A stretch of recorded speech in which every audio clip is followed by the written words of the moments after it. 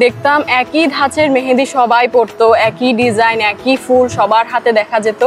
কিন্তু এখন আমরা এটার সাথে বিভিন্ন ধরনের নকশা প্যাটার্ন যোগ করে জিনিসটাকে এমনভাবে মানুষের সামনে উপস্থাপন করছি যেটা দেখে মানুষ আকর্ষিত হয়। এছাড়া আমি এ পর্যন্ত আল্লাহর রহমতে 2-3 জন ফরেনারদের হাতেও মেহেদি পরিয়েছি।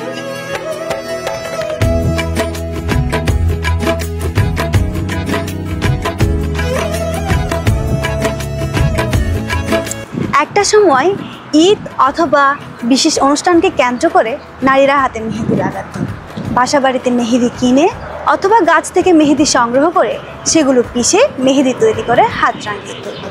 কিন্তু এখন সময় পাল্টেছে, দিন পাল্টেছে, বাসায় বসে লাগানো মেহেদি এখন মানুষের পেশা হয়ে উঠেছে। আমরা আজকে বাসায় বসে লাগানো মেহেদিকে পেশা হিসেবে নেওয়া এমন একজন মানুষের সাথে গল্প করব। চলুন গল্পে গল্পে তার জীবনে এগিয়ে চলার গল্প শুনি। আমি হচ্ছে একজন শিক্ষার্থী, বর্তমানে কক্সবাজার সরকারি কলেজে পড়ছি, অনার্স 3য় বর্ষের শিক্ষার্থী। তার পাশাপাশি হচ্ছে আমি একজন প্রফেশনাল মেহেন্দি আর্টিস্ট। সমুদ্রের গর্জনে ভিন্ন স্বাদের সামুদ্রিক খাবারের ভরপুর আয়োজন উপভোগ করতে আজই চলে আসুন প্যাসিফিক বিচ লাউঞ্জ ক্যাফে কক্সবাজারে। এত পেশা থাকতে মেহেদি আর্টিস্ট হিসেবে নিজেকে বেছে তোলা বা কেন এই মেহেদি আর্টিস্ট হিসেবে নিজেকে এই প্রফেশনে আনা যদি জানতাম। এটা মূলত আমি নির্দিষ্ট করে এখানে মূলত এই পেশাতে আসিনি। এই লকডাউনে আমি যখন বাসায় ছিলাম তখন নিজে বিষণ্ণ হয়ে পড়েছিলাম। তখন আমি হচ্ছে মেহেদি নিজে টুকিটাকি চেষ্টা করি, প্র্যাকটিস করি। তারপর ওইখান থেকেই মূলত একটা পেজ খোলার পর যখন দেখলাম মানুষ আমার কাজকে অ্যাপ্রিসিয়েট করছে, গ্রহণ করছে, তারা আমাকে উৎসাহিত করছে, তখন থেকে আমি চেষ্টা করলাম আমার কাজটা যাতে মানুষের কাছে আরও পৌঁছে দিতে পারি, সেই জন্য এটা সার্ভিস হিসেবে আমি দেওয়া শুরু করেছি।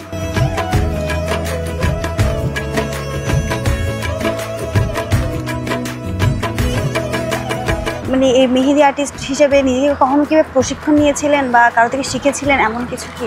আমি আসলে কোনো প্রশিক্ষণ নেইনি, শিখিও নেই। এটা হচ্ছে আমি নিজে বাসায় প্র্যাকটিস করেছি।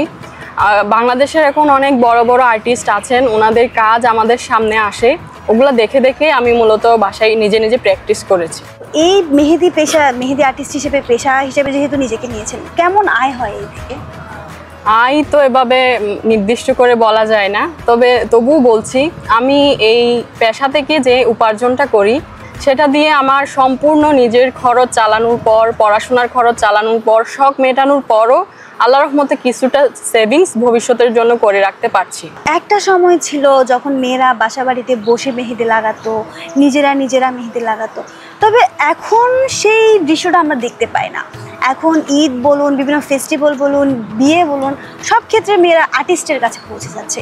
কেন এটা কি? তারা কি নিজেরা বাসায় সময় দিতে পারছে না এই কারণে, না তাদের ভালো লাগছে আর্টিস্টদের কাছে? এই হিসেবে আপনি কি মনে করছেন? এটা মূলত আমরা এখন আর্টিস্টরা হচ্ছে এই পেশাটাকে অনেক উপরে তুলে নিয়ে এসেছি। কারণ আমরা আগে দেখতাম একই ধাঁচের মেহেদি সবাই পরতো, একই ডিজাইন, একই ফুল সবার হাতে দেখা যেত। কিন্তু এখন আমরা এটার সাথে বিভিন্ন ধরনের নকশা প্যাটার্ন যোগ করে জিনিসটাকে এমনভাবে মানুষের সামনে উপস্থাপন করছি যেটা দেখে মানুষ আকর্ষিত হয়, ওদের হাতেও সুন্দর নকশাটা পেতে চায়।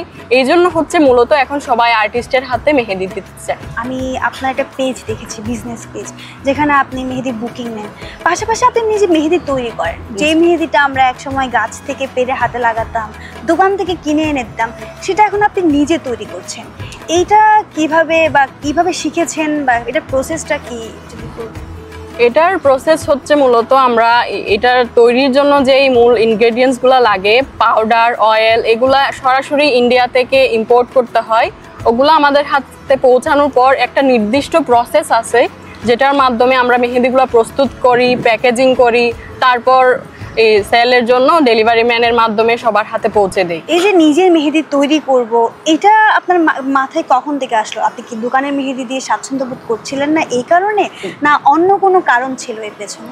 এটার কারণ হচ্ছে মূলত যখন আমরা আগে মেহেদিগুলো পরতাম তখন সেগুলার কালার হাতে বেশি দিন হলে 2 দিন অথবা তার চাইতে আর অন্য যেই মেহেদিগুলো দিতাম ওগুলার কালার আমাদের তেমন একটা পছন্দ হতো না।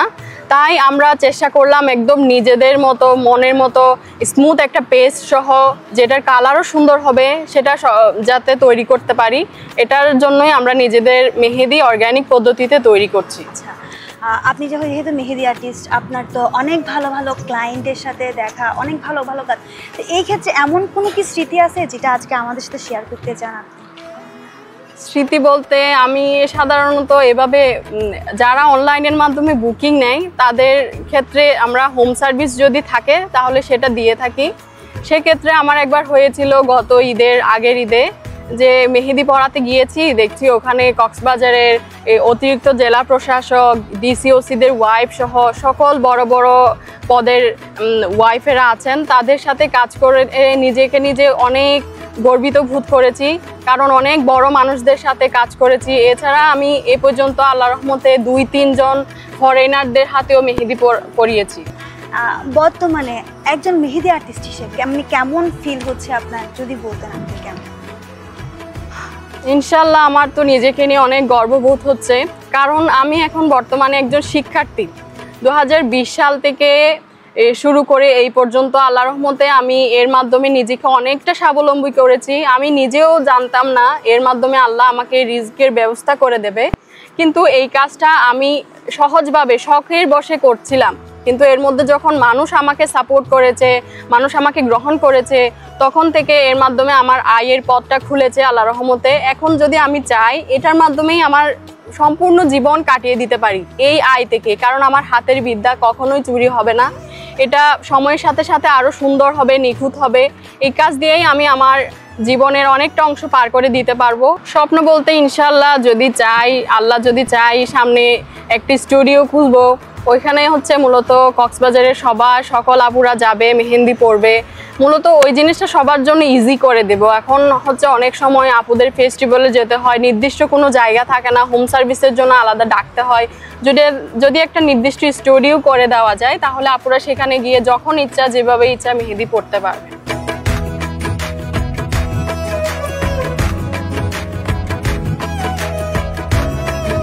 আখির মতো এমন আরও অনেক মেহেদি আর্টিস্ট রয়েছেন যারা মানুষের হাত রাঙিয়ে নিজেদের জীবন রাঙিয়ে তোলার চেষ্টা করছেন, স্বাবলম্বী হচ্ছেন, পাশাপাশি পরিবারের হাল ধরছেন, একইভাবে নিজেরাও এগিয়ে যাওয়ার স্বপ্ন দেখছেন। আখির মতো যারা মানুষের হাত রাঙিয়ে নিজেদের জীবন রাঙিয়ে তুলতে প্রচেষ্টায় ব্যস্ত রয়েছেন, তাদের জন্য রয়েছে পেনুয়ার পক্ষ থেকে শুভকামনা।